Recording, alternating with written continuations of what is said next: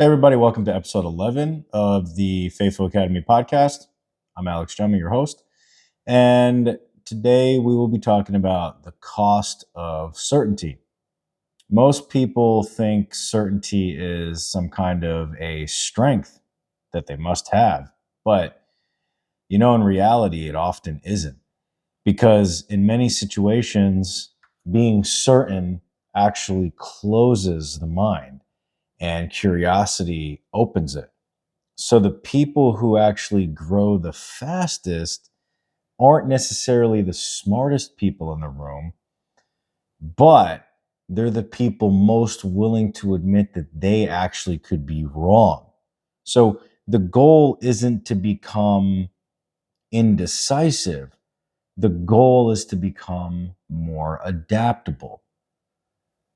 For example, have you ever noticed that people who seem the most certain about themselves and things they do are usually the same people who are the least interested in hearing, for example, your perspective or others' perspectives on things? So, for example, we have the coworker who's never wrong and always pointing the finger at someone else for something that happened or didn't happen at work. Well, it wasn't my fault. It was Jimmy's fault, or it was Bonnie's fault, or it was management's fault, or I requested this and I didn't get it, or it was a scheduling issue, or it was an issue with the forklift, or an issue with the computer systems, or an issue with the door. Whatever it is, it's not them. Or like a friend who forms an opinion. Could be a loved one too. Hey, it could be your spouse before they have all the facts. How many people do that? It is an insanely high percentage of people who do that. They form opinions simply based on how they feel. And honestly, that is part of the problem. Or we have a business owner who's just like that employee. Every failure or every setback that they've experienced isn't their fault. It's someone else's, or it's the result of something that they frame to be out of their control when in actuality it's not. Or the spouse or the loved one who argues simply to win an argument instead of to try to understand the other perspective. That is a very high majority of people who fall into those categories. So, what if certainty isn't always confidence?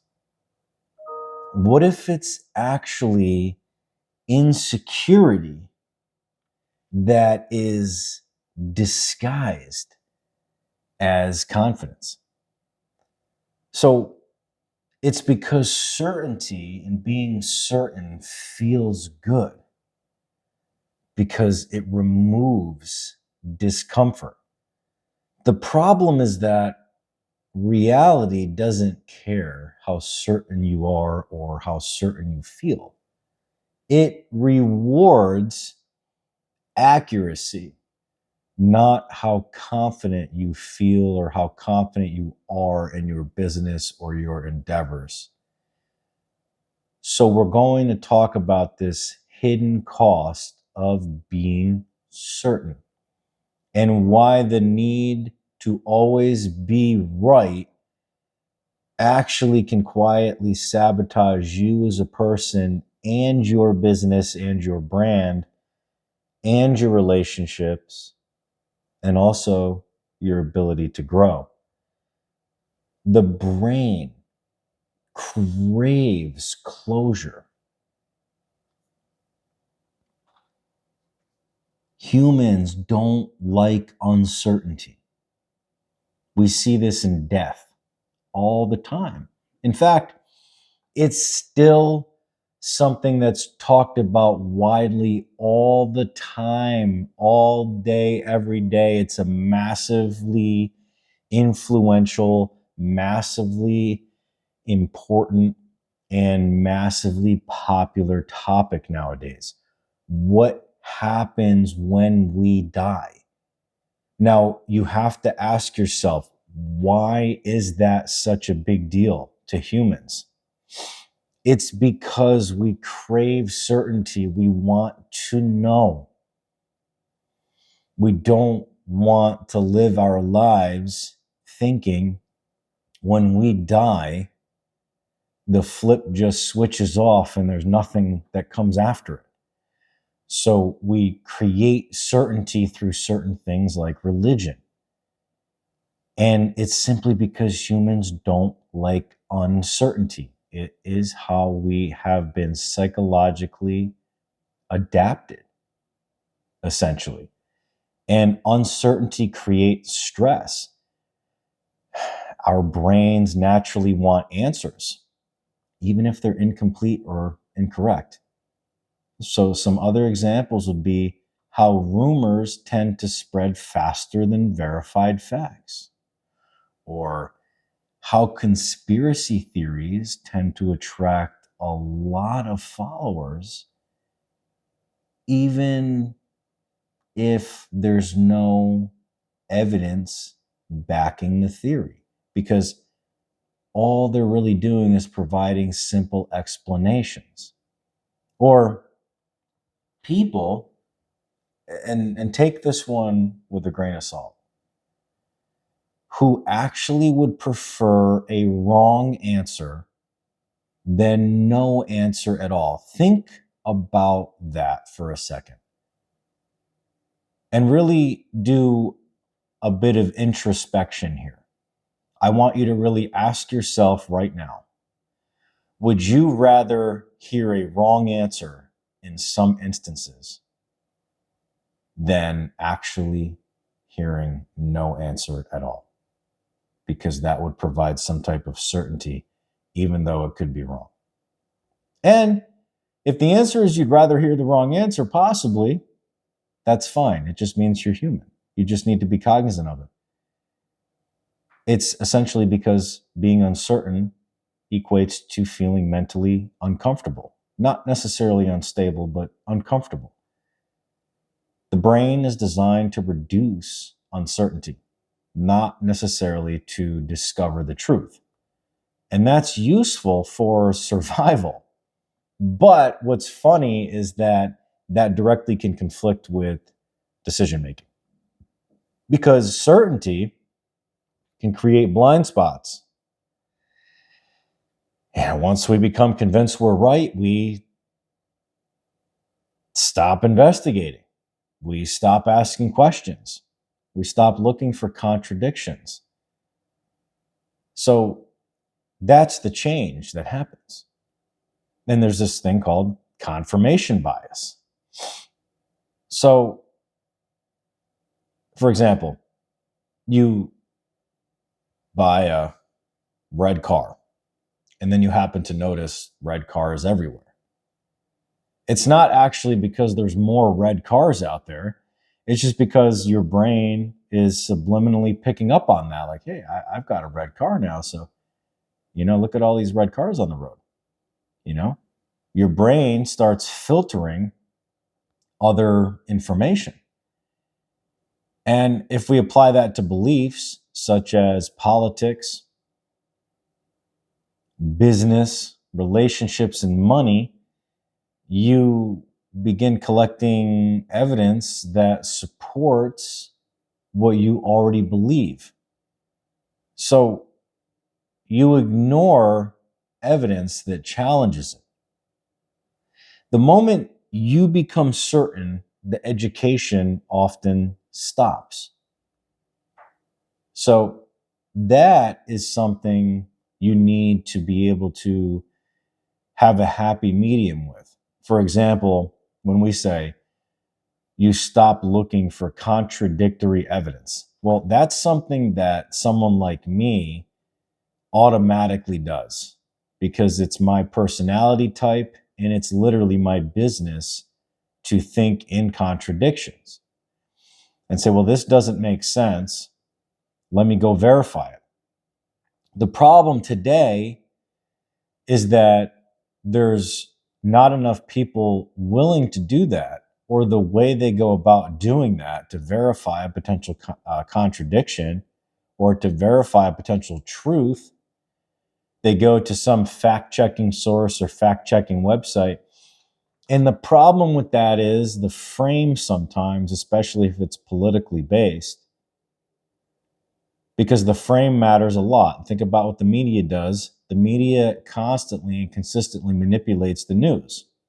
They don't just state the facts for what they are. They state them basically to their agenda. Okay, so we all know, for example, regardless of your political affiliation, that the way Fox reports the same news, CNN would report different, and vice versa, especially if it's politically based. Okay, so for example, right now, what's going on in the news is the reflecting pond in Washington, D.C., and everyone's pointing the finger at Trump. Well, the fact is that, yes, something got jacked up there. The paint started coming off, the algae bloomed, but also, I mean, right now in that area, I mean, it is 100+ degrees and humid as hell.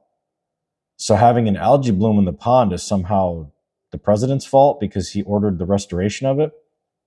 It's crazy. And maybe there's some algae, but the pond is really big and the news would focus on that one part of the pond.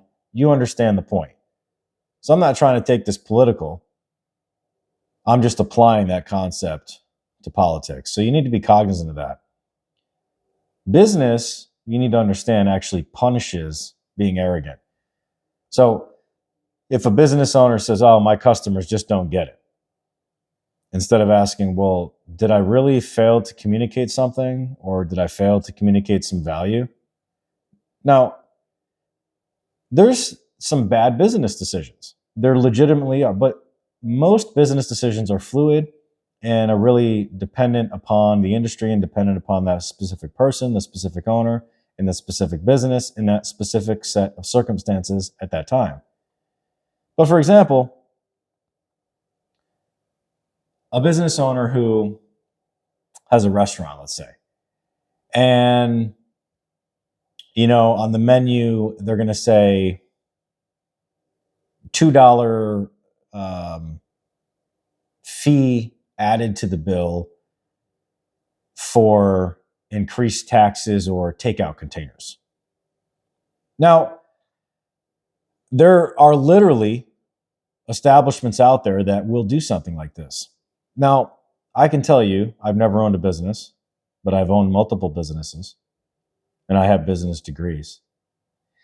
So I will tell you this, after studying business for years, I will say that is a horrible and bad business decision. Now, is charging the $2 bad? No, it's not, but it's the way they're going about charging it. What they need to do instead is they need to carefully, slowly, incrementally, almost unnoticeably increase the prices of their food or their beverages just by 10 or 20 cents maybe.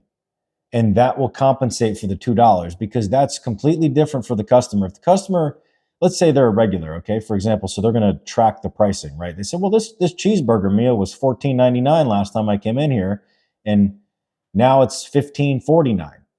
They're not going to think anything of that if they even notice at all, but they're going to notice on the check a $2 fee for takeout containers and taxes.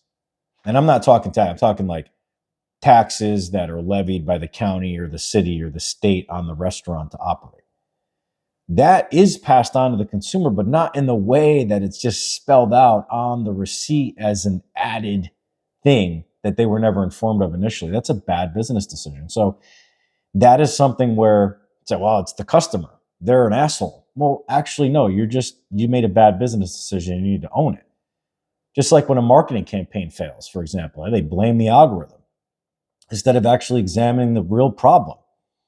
Or they say, oh, it's impossible to find good employees. Well, that's funny because a lot of good employees work at thousands of corporations and they stay. Now, a lot of them don't either. So it could be a combination of a people problem and a business problem. You understand the point?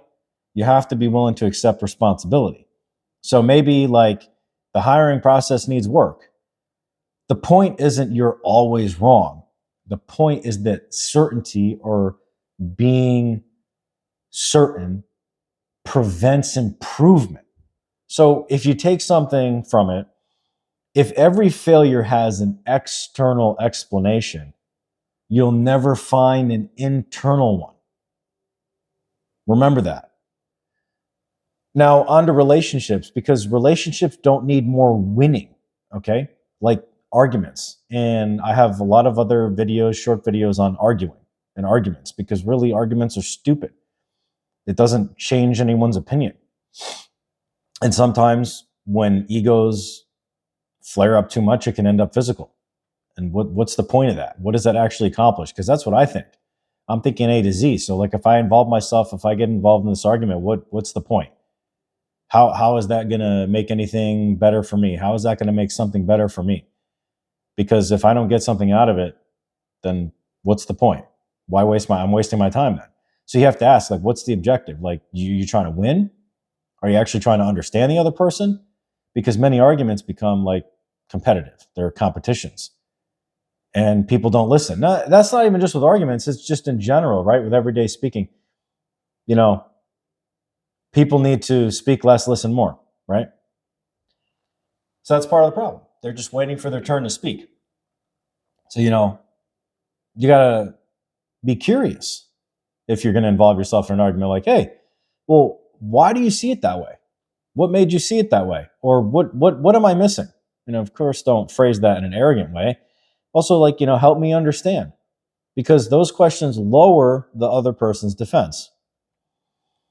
So basically, the strongest relationships are not built by people who are always right or people who know it all. They're simply built by people willing to understand before they are understood by others. So we have this thing, confidence versus intellectual humility. Intellectual humility versus confidence. So let's separate the two, because this ties it all in to certainty. Confidence is, I can figure this out. Arrogance is more like, I already know. And not through experience, but just in your head. Nah, I already know that. So humility isn't weakness. It's simply recognizing that reality is complex. The smartest people you've met probably speak in absolutes very often. They ask questions, they qualify their opinions, and they update their thinking when new evidence appears. Changing your mind is not losing. It is learning. Remember that.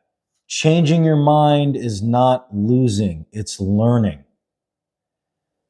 Remember, episode 4, if you haven't heard it, go back and listen to it, or listen to it.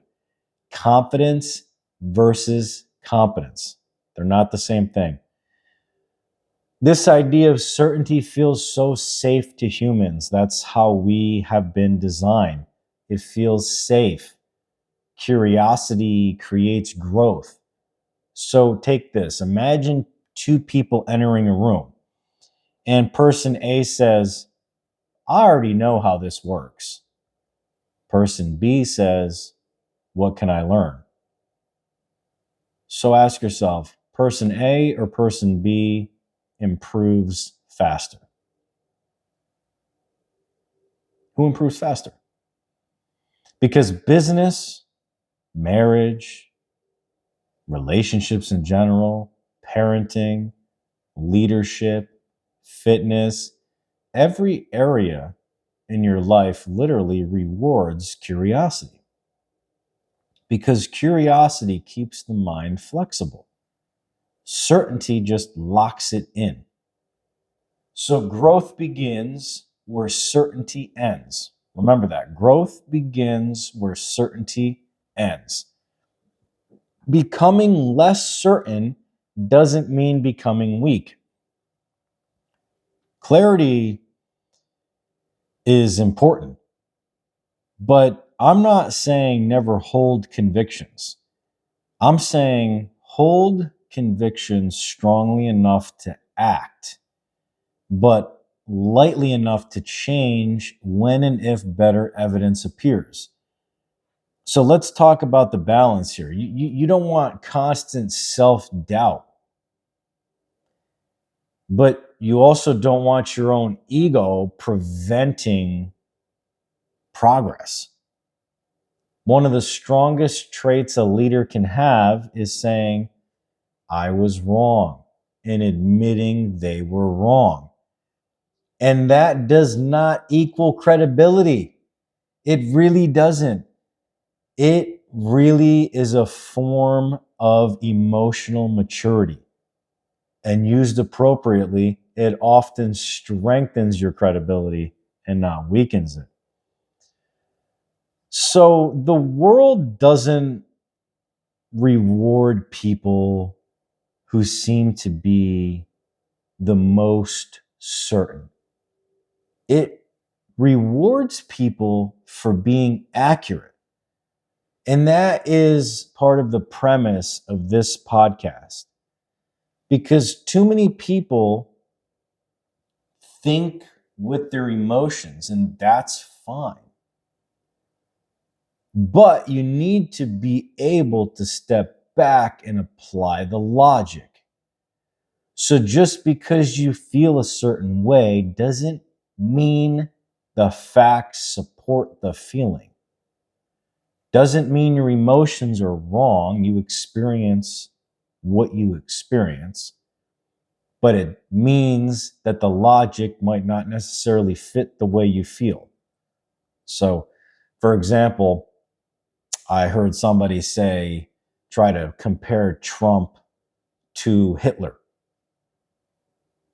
And honestly, there's very little comparison between Trump and Hitler if you look at the historical facts. But from an emotional standpoint, there may be a lot of overlap.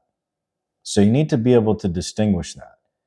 So reality and logic have a way of exposing certainty that isn't clearly backed by evidence. Curiosity, on the other hand, keeps you adaptable and it keeps you learning. It keeps you growing. So I'll leave you with this. Here's a challenge for you this week. Instead of asking yourself, how do you prove that you're right?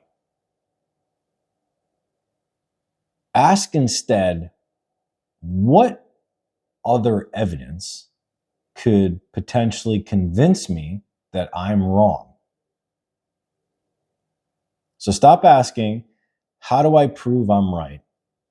And ask, what evidence would convince me I'm wrong? Because the people who grow the fastest are not the ones with all the answers. They're the ones who never stop asking better questions. Confidence helps you make decisions, but it's curiosity that helps you make better ones.